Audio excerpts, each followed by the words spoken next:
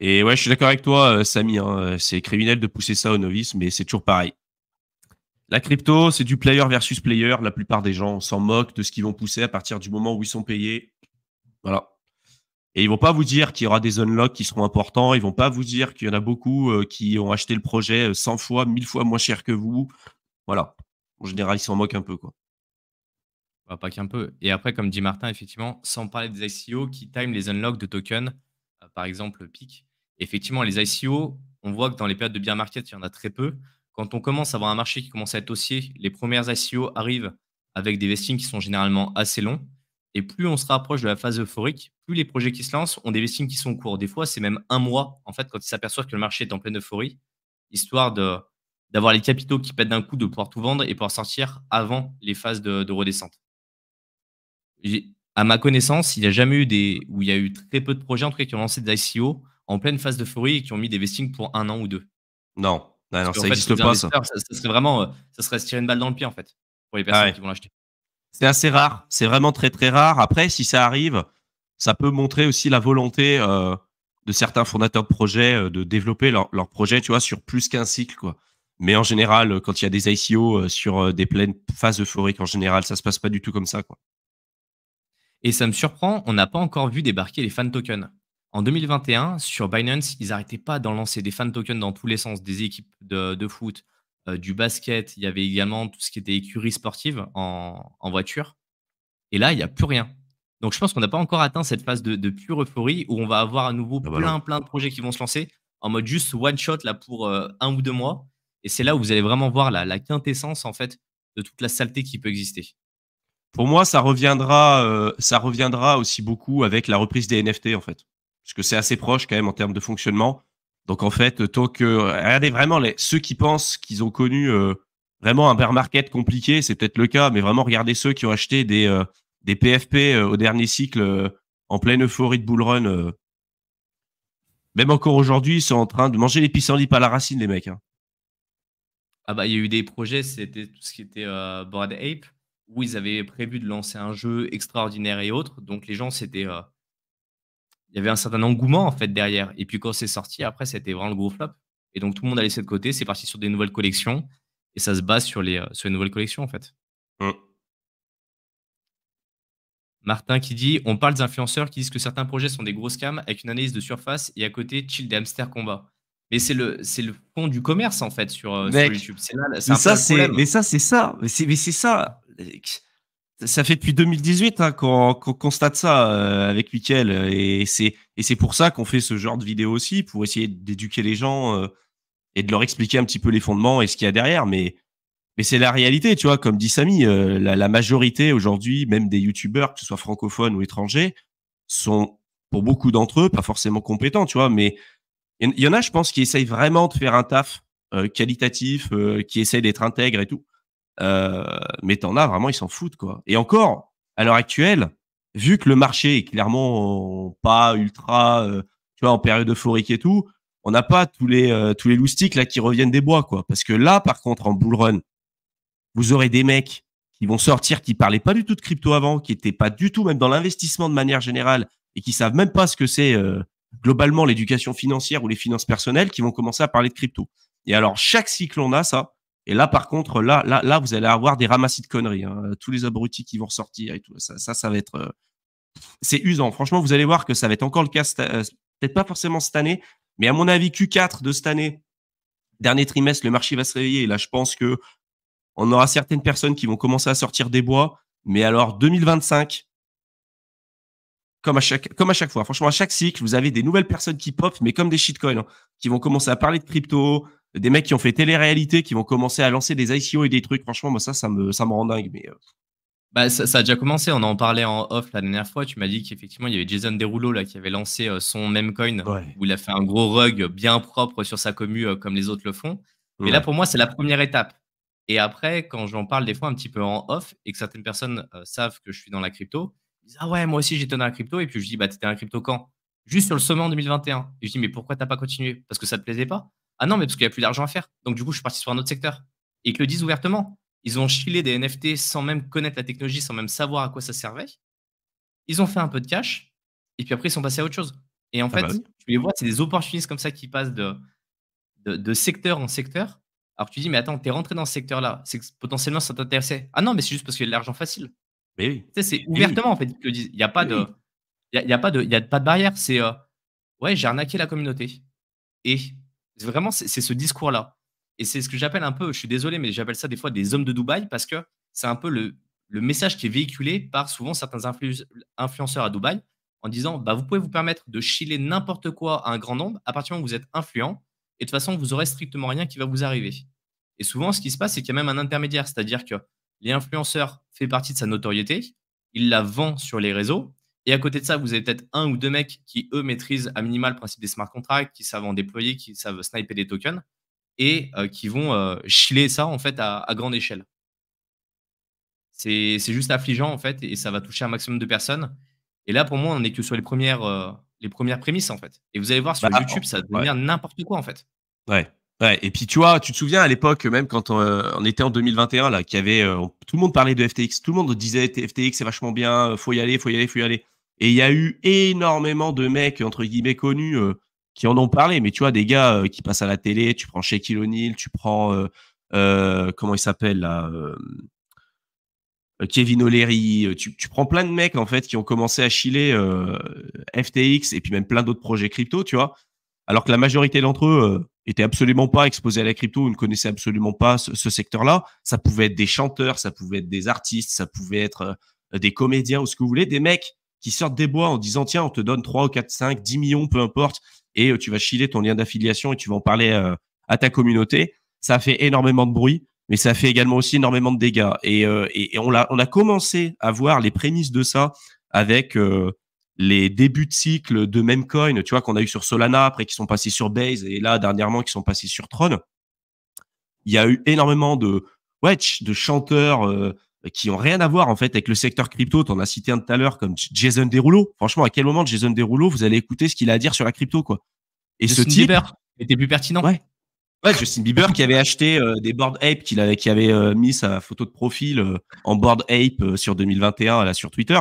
Et Jason Derulo qui expliquait comme ça. Vous pouvez regarder, il y a tout un thread sur Zach XBT qui expose en fait tout le scam derrière le Jason, qui est le token de Jason Derulo. Et ce mec, genre en plein live, il explique ouais, là aujourd'hui on est à 10 millions de market cap, mais vous allez voir, on va passer à 100 millions, puis 1 milliard, puis 10 milliards, puis 100 milliards. Tous ceux qui sont avec moi vont devenir millionnaires. Vraiment, mais c'est le discours, tu sais, le discours de scammer à 100%, tu vois. Et le mec, il expliquait que ses tokens étaient bloqués, que lui, il vendrait jamais, c'est comme BitBoy, tu vois. BitBoy, c'était pareil. Ouais, je vends pas, je vends pas. Et en fait, quand tu fais les analyses on-chain, tu vois que le mec, au moment où il en parle, le mec, il est déjà en train de dumper, tu vois. Et, Ouais, euh, mais et si. Putain. BitBoy, il était dans la commu crypto, en fait. Lui, il s'est fait un nom littéralement grâce à la commu crypto. Et quand tu voyais les lives, ce qu'il faisait et autres, on peut se poser comme certaines questions sur son état de santé mentale. Déjà, tu vois, il y a déjà, je pense, un 1er point à checker de ce côté-là. Ouais, lui, il a un Alors problème que les mental, autres, lui. c'est l'influence, en fait, qu'ils ont et auprès d'un public qui n'est non crypto. Pour moi, ce qui est le plus dangereux, c'est justement ces personnes-là qui ont une influence sur un public non crypto, qui vont les faire rentrer par une porte qui, en général, est une porte qui est extrêmement pourrie et qui, eux, n'auront pas cette capacité à faire l'analyse on-chain. Parce que si tu regardes sur les outils, de scalping de Memecoin, tu les vois quand les développeurs achètent, tu vois quand les développeurs vendent. Donc Mm. n'importe qui, a minima les connaissances, qui sait lire à peu près un graphique, va voir qu'il est en train de se faire défoncer, en fait. Même s'il s'est dit: «Ah bah tiens, il y a une super opportunité parce que c'est lui qui en a parlé». Et après, tu as également tous ceux qui se sont fait pirater leur compte, Twitter ou, autres pages publiques, où là, ça a chillé un Memecoin, mais un peu à leur insu, j'ai envie de dire. Ouais. Après, il y en a, je pense que ça les a bien arrangés aussi parce qu'ils devaient peut-être avoir des parts, dedans. C'était un peu l'excuse de dire: «Ah, je me suis fait pirater mon compte», ils ont lancé ça avec. Ouais. Et oui, il y en a plein. Et après en off, nous, le nombre de fois où on est venu nous voir pour nous dire: «Est-ce que vous pouvez chiller ce projet-là? Est-ce que vous voulez faire partie de ce projet-là? Vous aurez une allocation spécifique pour le mettre en avant». Et c'est hallucinant. Et on en a régulièrement, mais il y a des périodes où c'est vraiment l'euphorie et quand vous voyez certains advisors Web3 sur certains projets, vous regardez les noms, vous regardez l'historique des casseroles qu'ils ont, mais c'est flippant, en fait. Ouais, c'est un truc de fou. C'est Et les gens flippant. oublient. C'est ça le truc. C'est qu'en fait, en crypto aussi, il se passe tellement de choses rapidement et on est tout le temps dans qu'est-ce qu'il y a après, qu'est-ce qui va se passer, machin, qu'en fait, les gens oublient et continuent de supporter des mecs qui les ont scammés des fois 5, 6, 7, 8, 10 fois. BitBoy, c'est ça, hein. Pitboy a arnaqué sa communauté, mais je sais pas le nombre de fois où il l'a fait, où ça s'est avéré être vrai. ZachXBT a fait des threads, des trucs vraiment analyse on-chain, hard proof, quoi. Le truc, vraiment, si tu peux pas tu peux pas le réfuter.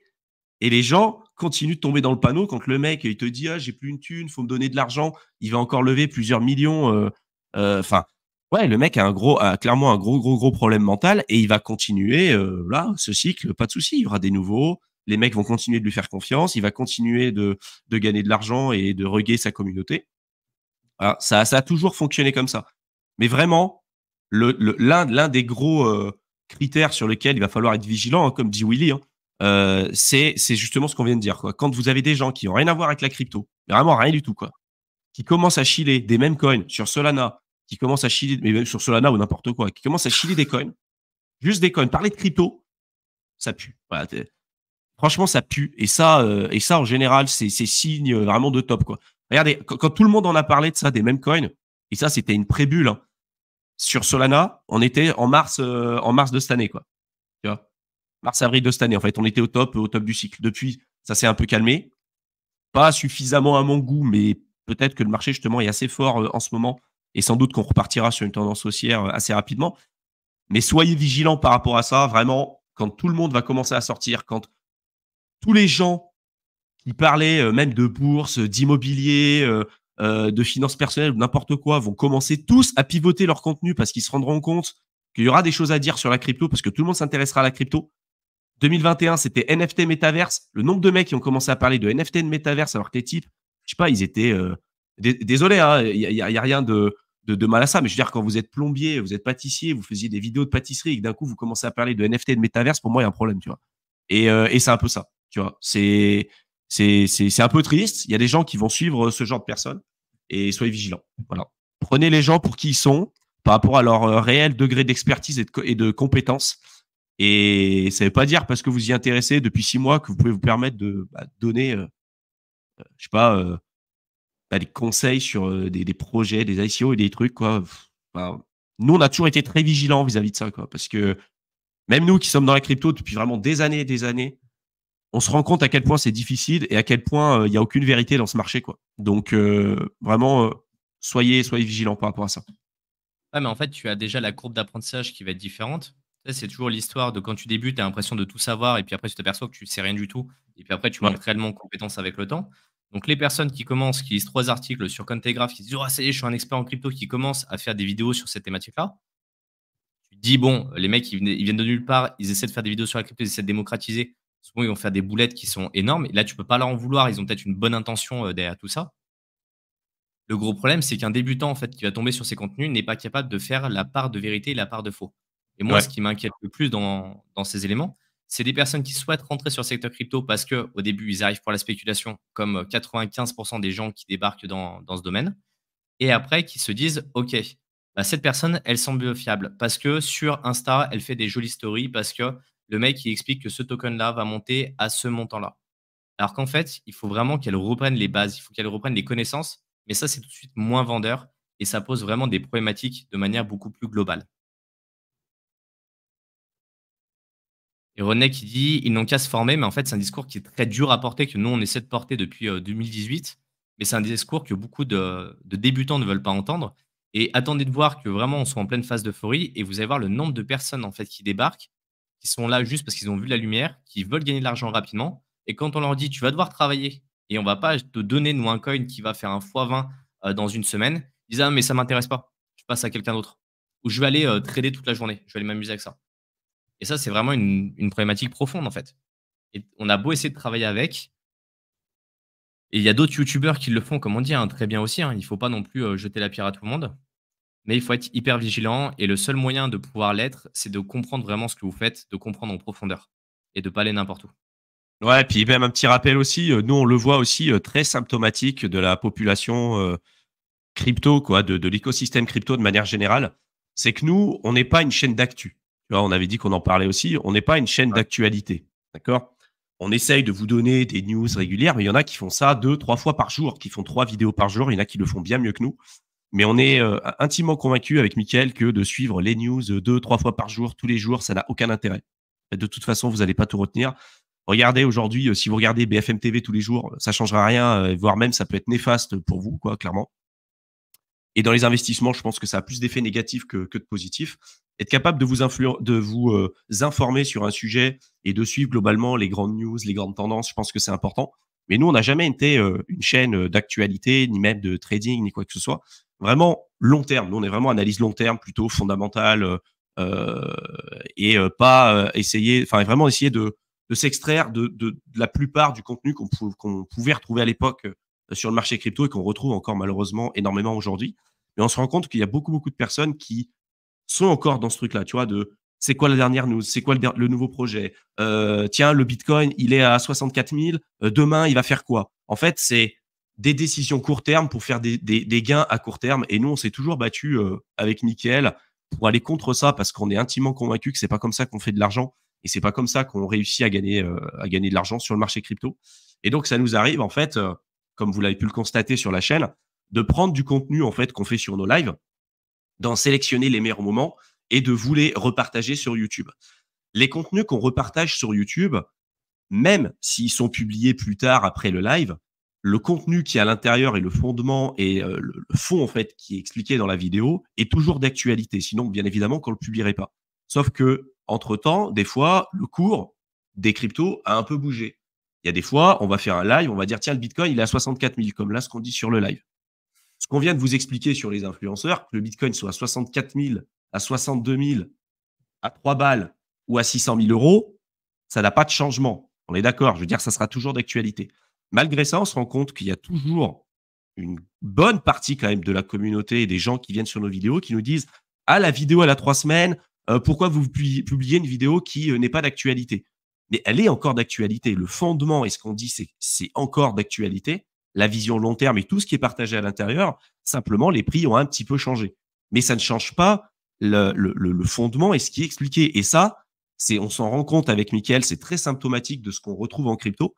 Et on pense, enfin moi en tout cas, c'est ma conviction sur ce sujet, tu me diras ce que tu en penses, Mickaël.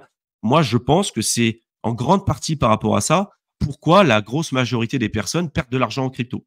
Parce qu'ils se perdent dans le bruit ambiant, ils se perdent dans l'instantanéité des informations qu'on a aujourd'hui, ils sont pas capables de faire le tri et ils sont dans la recherche vraiment d'informations immédiates pour faire des gains à court terme. Et ça, malheureusement, ça marche pas.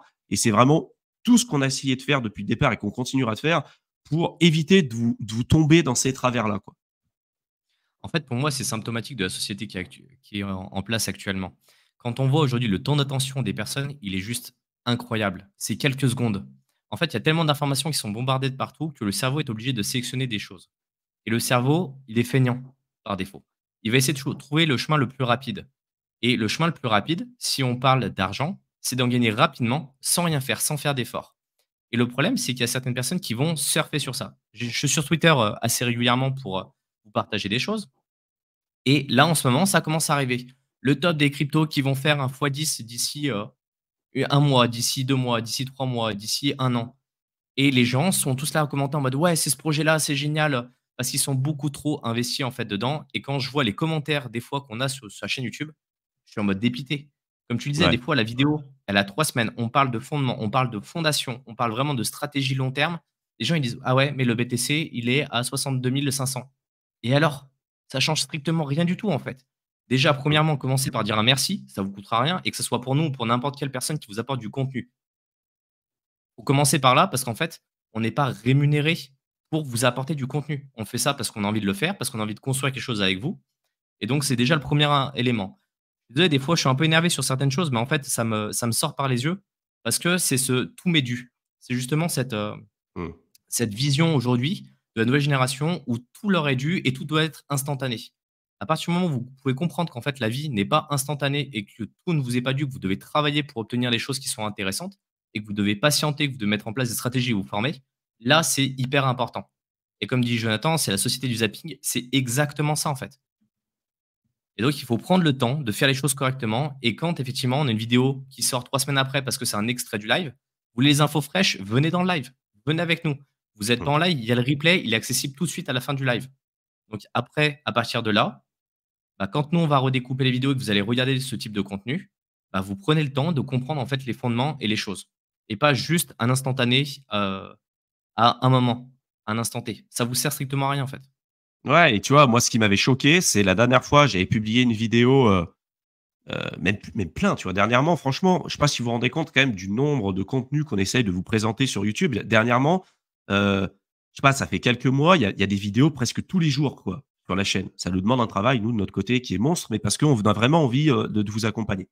Et par exemple, la dernière fois, on expliquait, même avec Théo et tout, que les plateformes centralisées, il faut pas les utiliser ou du moins essayer de les éviter au maximum et on donnait notre avis sur des plateformes comme Swissborg et tout. Et il y en a quand même encore aujourd'hui qui reviennent, qui nous disent: «Vous dites n'importe quoi, Swissborg est sûr». Mais je suis là, je dis: «Mais» tu vois? Et en fait, c'est ça qui me tue. C'est que les mecs, ils disent: «Vous dites n'importe quoi». Souvent, c'est des mecs qui ont 100 balles en crypto, qui ont investi, sur, 2-3 shitcoins, qui ont déposé sur Swissborg et qui viennent te dire: «Tu as rien compris». Bon, ça fait partie du game, hein, de YouTube, hein. Mais, pareil, tu vois, la dernière fois, la vidéo où je parle des stratégies de sortie que j'ai publiée, il y a un moment donné dans la vidéo, on parle aussi des programmes de formation, tu vois? Et à l'intérieur, je dis on parle, tu vois, des stratégies de sortie et les mecs, ils commencent à dire: «Ouais, bah, en gros, vous êtes là que pour chiller, ce que vous faites, machin, vous parlez pas vraiment, des stratégies de sortie». Alors qu'en plus de ça, on a fait un live de 3 heures qui est encore d'actualité sur YouTube, vous pouvez avoir accès, où on parle pendant 3 heures des stratégies de sortie et je l'ai dit et j'ai mis le lien dans la description. Beaucoup qui critiquent sont même pas allés le voir et tu vois? Et c'est ça, en fait, qui me rend fou, c'est que je me dis des fois, un peu comme ce que tu dis, Mickaël, c'est vraiment tout m'est dû, quoi. Je dis: «Putain, tu as un truc ultra qualitatif de 3 heures et plus avec tout ce contenu qu'il y a à l'intérieur. Les mecs vont arriver à partir du moment où tu vas parler un petit peu de ce que tu fais toi, parce qu'évidemment, bah, tu es là aussi pour faire de l'argent, hein, c'est évident. Tout comme ceux qui sont dans la crypto sont tous là pour faire de l'argent. Bah, les mecs, ils vont trouver ça, genre outrant, que tu puisses, heu parler de ce que tu fais toi sur, un live ou, tu vois, genre parce que tout l'aurait dû, tu vois? Et ça, moi, je trouve ça dingue. Mais vous vous rendez pas compte du nombre de personnes aujourd'hui qui font ça, hein, c'est énorme. On sait que la majorité silencieuse, apprécie ce qu'on fait, mais vraiment, je pense que c'est pour ça aussi que la grande partie des gens en crypto, malheureusement, perdent des thunes, quoi. Voilà. Et après, tu vois, ce que dit Natou, c'est que les gens veulent changer de vie, donc ils vont forcément écouter ceux qui promettent les projets qui vont les rendre millionnaires. Ouais, Et c'est en fait, ça. tu ne deviens pas millionnaire en mettant 100 balles sur la table aussi. Et tu as beaucoup plus de chances et de probabilités de devenir millionnaire si tu investis sur le long terme, que tu investis bien, que tu te formes correctement. Et que les 100 euros de base, que tu les mettes pour te former, en fait.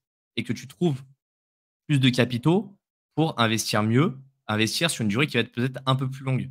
Mais te dire tu vas devenir millionnaire en un mois, un an avec 100 euros d'investis, la probabilité, elle est extrêmement faible. Et ça, c'est juste une réalité, en fait. Sauf que cette réalité, les gens sont pas prêts à l'entendre. Et le problème, c'est qu'il faudrait des statistiques qui sortent tous les jours, qui soient bombardées à un maximum de personnes pour leur expliquer que de suivre ce type de personnes-là, ça va les mettre dans le mur. Leur expliquer que Mmh. finalement, 99,9% des gens qui suivent ces contenus-là vont finir, comme tout le monde, dans le trou. Et ça, c'est le seul moyen, en fait, de pouvoir les mettre au pied du mur. Et même certaines personnes, des fois, on leur explique ça. C'est hallucinant.